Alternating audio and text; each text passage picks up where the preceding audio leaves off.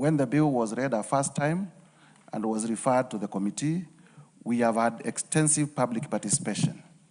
And in that public participation, several organizations, including the Judicial Service Commission, have had the opportunity to present their views. Mr. Speaker, there is no gainsaying as to the nobility of creating the Kenya Judiciary Academy through statute. As you are aware, today judges are trained, yes, through the Kenya Judiciary Academy, but it is created through administrative instruments. And the move is to make the creation of the academy through law so that it has permanency, so that it has predictability. Mr. Speaker, just as a way of expounding, you are aware that Parliament, the other arm of government, is managed under the Parliamentary Service Commission. And the Parliamentary Service Commission has delegated its training mandate to the Parliamentary Training Institute. The executive also has the Kenya School of Government that trains officers of the executive for purposes of continuous knowledge. As well, other independent organizations within the justice sector, including the Office of the DPP, have also had the opportunity to create their own training institutes. We now have the Prosecution Training Institute. I am aware that the EACC also has an integrity academy for purposes of training officers who execute specific mandates of those organizations. In looking at the Kenya Judiciary Academy, and in looking at the provisions of Article 171(1)(d), 172(1)(d), that my learned senior has cited, it is important also to remember that in the construction of law, you must look at statutory harmony. For example, the Kenya Judiciary Academy, at Section 14, allows the Judicial Service Commission to delegate some of its functions. Allow me to repeat that Section 14 of the Judicial Service Act, the JSC Act, allows the JSC to delegate some of its functions.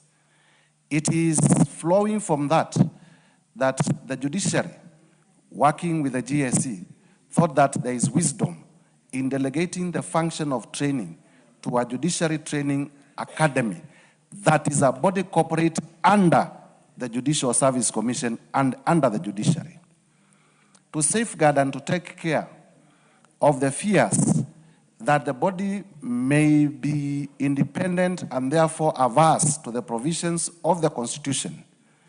It is provided within the bill that the Judicial Service Commission shall appoint the board of directors, the chairperson of the board of directors of the academy will be appointed by the JSC. And the assumption is that it will be a commissioner of the JSC. And that the registrar of the academy, who is going to be the accounting officer of the academy, is also going to be an appointee of the JSC.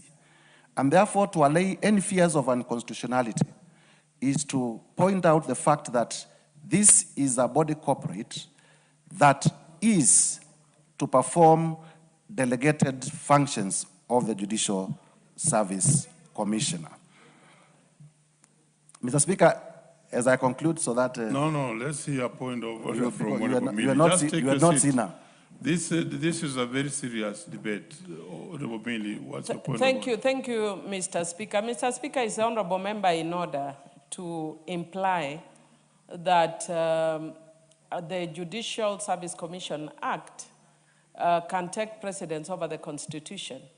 Because what he is actually implying, I've listened to him very carefully, and what he's implying is that because the Judicial Service Commission Act provides for delegated powers, therefore this act is not unconstitutional.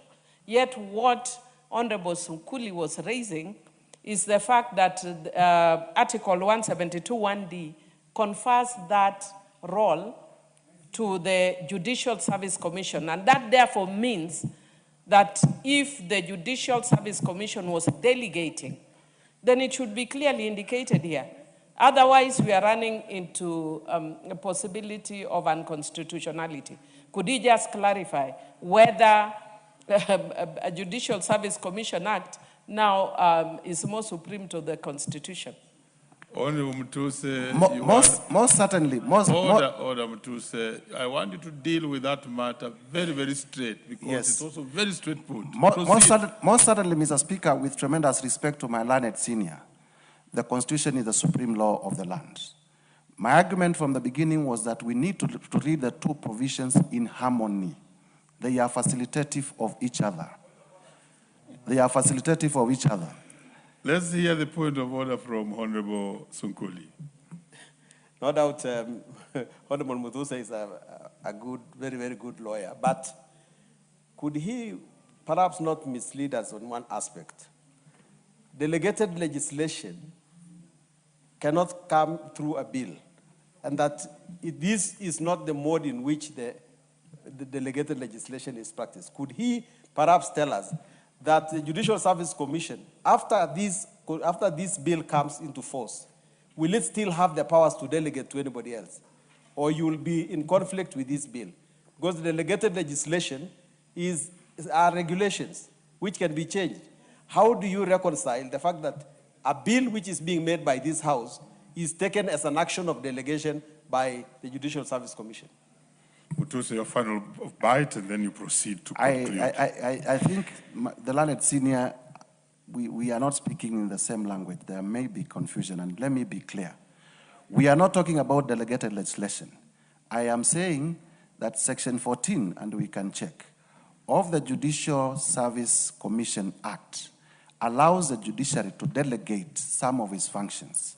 The functions of the JSC are donated to it by Article 172 and also by the JSC Act. And the same JSC Act at Section 14 allows the judiciary to delegate some of its functions. In compliance with that, the judiciary is coming up with the Kenya Judiciary Act to delegate the training function of judges to the Kenya Judiciary Academy. And I was humbly requesting the two because they know that the law needs to be construed in harmony. To read Article 172 of the Constitution in harmony with Section 14 of the Judicial Service Commission Act. And they will find that the two are not in any way contradictory, and therefore there is no unconstitutionality. Having said that, because these arguments will come back and forth, I also agree with... No, let Mutuse finish his bit. You will have a chance to speak to this, and I can see all of you are there. Mutuse, you may proceed to finish. The issue of constitutionality is an issue that the committee delved with.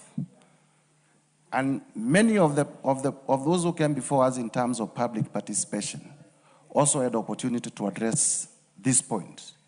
And certainly, as we are moving this in our second reading through the majority leader, we are settled in our minds that the issue of unconstitutionality is resolved, does not exist. In fact, there have been several drafts, and I remember when Justice Mokin Wanjala first appeared before us, this was a major issue, and they had to go back and redraft and come again, and we have had that back and forth until we found a legal way of resolving the issue that we raised today. I would be urging Parliament to expedite the creation of the Kenya Judiciary Academy so that as all of us want, the training of judges can be certain, the training of justice can be predictable, the training of judges can be done through a body corporate, and that we can continue being the pioneer in the region that we have been on matters. Honorable members, I think Honorable Millie, you'll be next to speak on this. But before you rush to speak on this, allow me, honorable members, you remember, as earlier directed by the Honorable Speaker, I now direct that we go back to order number 5 and 6 to allow the Chairperson Budget and Appropriations Committee to lay a paper and give notice of motion